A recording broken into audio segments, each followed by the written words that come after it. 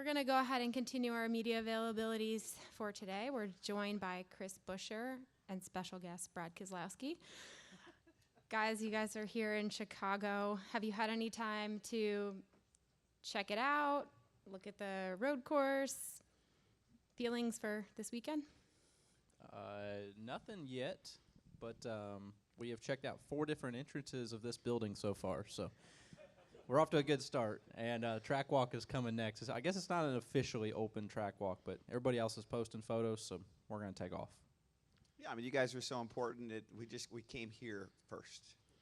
So that's part of our aim to please mentality here at RFK Racing. And with that, we'll go ahead and open with questions. If you have any, please raise your hand and we'll get a mic over to you. We'll start with Mike and then go to Jeff and then go to Matt and Bob. Mike Embry, Auto Week. Special guest Brad. Years ago, you were out front and saying, let's do different stuff, go different places, whatever. But what about the concept of heavy stock cars on street courses? How's that going to work, and can it be a thing going forward? I don't know how it's going to work. I think at some point you just got to go do things, and you can get caught up in what's gonna and what's not going to work, and it's kind of like you can talk yourself out of a lot of things going down that path. But it's important to be fresh and new, and I don't know if this weekend's going to work. I hope it does. I mean, I got a lot invested in it personally, just like a lot of others do. But there's a couple of really good indicators it's going to work well. Some really good sentiment, and excited town as we we're pulling in. So those are really good things. Of course, there's always going to be concerns, and we have concerns every week. It's not just this week, but there are different concerns this week, or as is natural. It's new, and new is exciting. New is concerning, and so I think there's a mixed bag of emotions. But I think it's really important for the sport to try different things, to not be scared to fail. We will not grow at all as a sport if we're overly scared of failing. That doesn't mean we want to fail. It doesn't mean we want to take reckless chances. But this seems like a pretty calculated maneuver, and a good piece of energy for our sport that's always looking for something new and fresh to move it forward. Was that a good answer, Mike? Very good. Is that okay? Very good. I didn't say anything we get in trouble with that. Okay. Glad you came in. Thank you. We'll go to Jeff, then Matt, then Bob and Kelly. Hey guys, obviously, no motorhomes this weekend, so you're living the hotel life. Logistically, what kind of differences is that going to be for you? Are you guys close enough to walk into the track on race day? How are you going to swing all that? I think so. We're I'm pretty sure one of these buildings right here is our hotel, so it didn't strike us as a very exhausting walk over here. So yeah, it's probably a lot closer than half the motorhome lots we go to at places. So it'll be close by. I don't have a view of the racetrack from my room though. It's of the back side of the alley, so I didn't get that lucky. But it is something close by. Definitely going to be paying a lot of attention to the Xfinity cars on track as well, right? And the Xfinity race, and I think we have the opportunity to go walk the course a little bit and be around different areas. Maybe even go check out some of the spotter stands during the Xfinity race if that is an opportunity for us. Just try and figure out what we can about this place, walk around it, try and see what's been repaved. I think everybody's obviously been on simulators and trying to find their way around it, but the new paving, we have maps of where it is or was going, and thanks to a handful of y'all, a bunch of pictures of what that looks like, but haven't seen it in person. So I think that's the next thing is we are close enough to keep walking and keep taking a look at things and try and figure out what it's going to be like or get our best guess. But we won't know until tomorrow morning when we get on track and really get up to speed. Simulator stuff is always come out there feeling really good about it, and then you get the track and everything's different, and really kind of makes you hit a reset button. So a lot going on this weekend.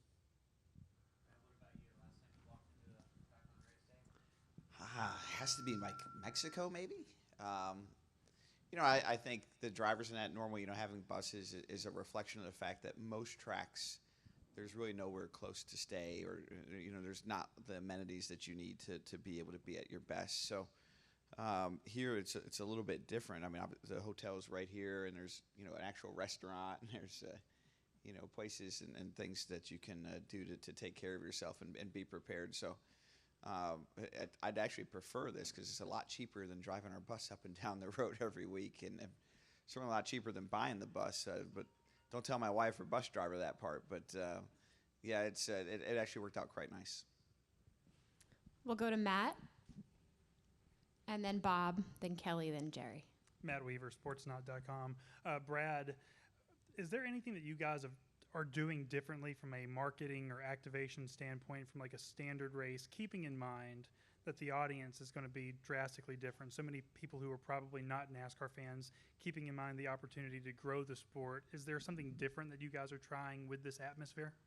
Well, I think you look at my car and you look at the sponsor night this weekend. We have Elk Grove, which is a local community here with a big manufacturing initiative. And those are opportunities that are afforded to us by being in such a unique market as we are here in Chicago. And I don't think those are partnerships that we'd be able to land elsewise. So I think I would start there. Outside of that, when you do the things that we do with partners, whether it's dinners and whatnot, it's a much more intimate environment here, a lot easier for some of our partners to attend. And probably more so than any of those things is from a partner attendance viewpoint. We have more partners attending this race. It kind of feels a little bit like the Daytona 500 for us in the sense of partners that are coming and want to be a part of this race. And those are all really healthy signs for us as a company, with sponsors being kind of the lifeblood of us financially, that tell us that this is a good weekend or a big weekend for our sport. We'll come down here to Bob. Right here, Bob. Bob Pockris, Fox Sports. Brad, do you know how your team is doing as far as getting all the changes for the cars for Atlanta? Did you send them back to Technique? Did you do them yourself? And where are you at? And are you comfortable with what you've seen, if you've looked at those cars at all? Yeah, we're doing really well. Actually, I just checked in on this either Monday or Tuesday. I can't remember. And the only cars we did not have done are the 3 that are here this weekend. So we're in really good shape. And it's always interesting when we have a major rules change to the cars, how we're able to get it done and what kind of timing. And our group stepped up and was able to execute it fairly well on their own. So that's been a good thing to see. Of course, it always gives a lot of the "I told you so's" to those that are questioning not building the cars themselves and so forth. But hopefully, this is one of the last major safety changes, and it's a significant gain, and we can maybe not put safety to bed, but at least have a little less rate of change to the cars here in the foreseeable future. We'll go to Kelly, then Jerry, and Dustin. Kelly, CrandallRacer.com. I have 2. First for Chris. Last week, Kyle Larson said that you're one of the most talented drivers in the field. What does it mean to get a compliment like that from someone of his caliber? Yeah, I mean, obviously, makes me feel a little warm and fuzzy inside, but it's neat to hear it and know that we go a lot of different types of racetracks and can run well, and somehow or another, road racing.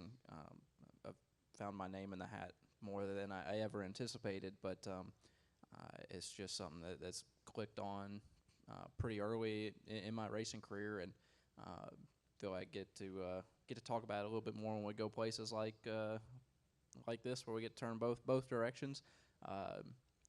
Jack actually told me years back that was my first Xfinity win was Mid-Ohio, was a road course, and I remember the drive back to the airport. Called him, we said, "Man, that's good, congratulations, but you were supposed to be good on ovals, so where's that win at?" But it's just it's one of those that you come to these things and you start trying to figure out what it is that makes it work for you, pick it apart, and be good at different styles of road courses as well. I would say early on, Sonoma was one where I really couldn't find my own way around, and have been really competitive there for several years now. So, it's just like ovals. There's different styles of road courses, and it's taken some hunting and some research to really try and figure out how to be good at all those places. So, yeah, man, it's cool to be in the conversation and be in the hunt for these things, and to continue to be able to get good results. Just need checkered flag results.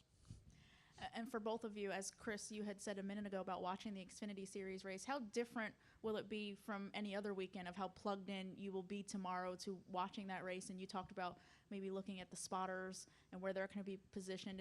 Will you have a chance to get your hands on any other information tomorrow from teams, maybe SMT data, or just how plugged in will you be tomorrow compared to any other week watching an Xfinity race? I mean, most weeks I don't feel like there's a lot to take away from the Xfinity cars, Kelly. I think the rules and the way the cars drive and the drivers in that series really dictate the ebbs and flows being so much different that there's not a lot to learn from watching those races. But this particular weekend is obviously a different dynamic for that. I think a lot of the questions that we have are more car track and integration related than they are just other things that we would look at during a weekend. So I think there'll be a lot of questions for us of, how does the track change? Do the walls move when people hit them? Are there techniques or tactics that are going to come together? There's sections of the track that are paved. Are they going to have more grip? And, things of that nature that are significantly more dynamic given this weekend than normal weekends that lend themselves to watching another series and trying to learn from it. Yeah, I mean, it's not about if they can get to the 500 marker on entry, right? It's about the restart zone and it being a different place, how that's going to play out, how it's going to be enforced. Basically everything Brad just said. I mean, it's all the nuances of something completely new that you just you have a lot of questions about and you don't have any answers until it actually plays out in front of you. So going to be paying attention to a lot of that. We'll go to Jerry, then Dustin, Claire, and then Nate. Jerry Jordan, kickingthetires.net. I've asked several drivers about their sim time and what they've learned and what they've seen as trouble spots on the track. You guys have a little bit different dynamic because y'all are teammates. Have y'all watched each other's sim, sessions? Have y'all kind of, broken them down or teased each other or whatever, however y'all do that? But what has that been like in trying to learn how to handle this track? Well, I wrecked a lot more than Chris did. So whatever that's worth. I watched him run for 10, 20 laps and not really hit a wall, and then I went out there and I think I hit every one of them. So I don't have any room to tease. I got there several hours before he did, and I hit every wall before that. So it made it look good by that time, but I promise you it was not a smooth start either. And then there's a decent amount of iRacing as well that when we didn't have our 4-time that tried to run in and just more about figuring the course out, a little less about reading into just setup side of things, but I wrecked a whole lot of stuff over there as well. So I think we definitely got ideas about places that are a little bit nervous on track and they're going to be snug. Just some of the pictures I got from my spotter earlier today make the fountain corner look way different than I feel like it appeared in the simulator. It looks much tighter on the entry and exit of the fountain loop. I don't even know what corner numbers to call that. The fountain, 9, 10. 8, 9, 10. So I don't know how we come up with numbering our corners at road courses because some road courses that would be a corner. If it was Watkins Glen, it would be 4 somehow. I can't keep up, but yeah, B's, A's, skipping letters or numbers. So that one looks different. So just need to get on track and really get a read on it and see. It's the only way to do it. The simulator definitely helps, and I won't promise for other people, but I would say most everybody's been on it and run some amount of laps, hoping that it's as close as it can possibly be, but we got to get on track and figure it out. We'll go to Dustin, then Claire, then back to Nate. Dustin Long, NBC Sports. I have a couple questions. First for Brad. For all the things you've done in your career, and obviously you've had a great career even to this point, to be winless throughout your entire career on a road course type of facilities, and again, I know early in the career there weren't as many of those tracks on the circuit. Is that gnawing? Is that annoying? Is that just a fact of life?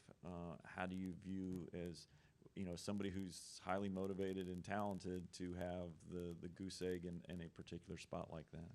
Yeah, it's frustrating. I've had some really good cars I think were capable of winning, more so probably at the Glen than anywhere else. Had a really good road course car last year at Indianapolis that I felt like we had maybe not quite as good, but a good shot at winning with. And I've let a few of those chances slip away with mistakes that I've made, and it can be frustrating.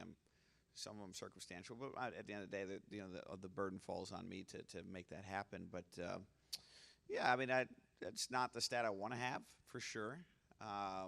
But the season is much bigger than that, and you kind of roll with that into what you can. But I've certainly put a lot of time and effort into it with different things that we've done to try to find another level, and it's something I have to challenge myself with. It doesn't come naturally, and it's just a lot of work to put in. And look at a guy like Chris, it comes natural for him, and that gives him such a huge advantage and puts him in a spot where you take a weekend like this, I would look at him and say that he's one of the favorites to win.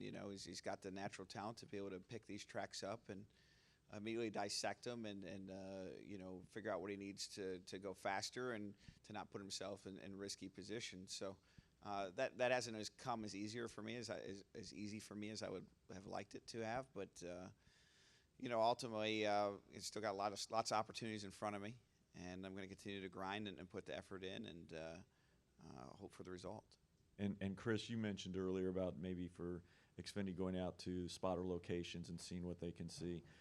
I guess in one sense, why does that even matter when you've got the video camera element on your dash and, on a road course, street course circuit, there are a number of areas spotters can't see. So how much do you rely on, especially with having the video camera in the car? Yeah, I mean, maybe half of it is to try and understand what the spotters see, and the other half is for me just to have more visuals on the track in different areas. The camera has opened up your vision quite a bit at the back, but also realizing that your room for error here is zero, and if you do have an instance where you need to know if your spotter has a clear view or not, and can with certainty clear you, or if it's going to be close, I feel like everybody needs to have that in their head, because there's zero runoff, and a hard decision or something just going off of your gut and not having a good understanding of what decisions being made from up in the air. I feel like there's something to be said about that for this go around, and just got to be smart about it. You can very easily lose a race car around this place. I don't have to see the track in person yet to say that. Lost many of them on the simulator, so it's going to be a tough one, just in the fact that there's no room. There's no room for error. Watched a lot of other motorsports in their street races over the past couple of weeks, whether it's been IndyCar or F1 or some sports car series.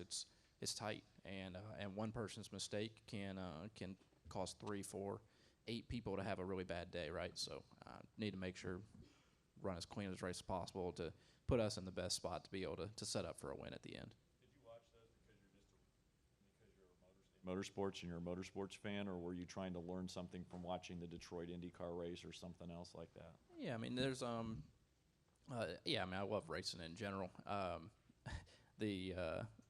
The first part of the answer is I watched it because we were in a ton of rain delays in the past several weeks, and we've had time to watch in places where there's TV. I still don't have TV at the house, so it's not much of an option there, but it has been, watching them come on and, instead of sitting there and, kind of just idly watching them make laps, it's kind of focusing on what they do for some of their passing scenarios, how they approach certain corners, if it may be a switchback. None of their cars run good on rough racetracks either, and so trying to figure out if some places looked like you would run a little bit offline just to make sure it was smooth as possible. Just trying to pick up little things like that.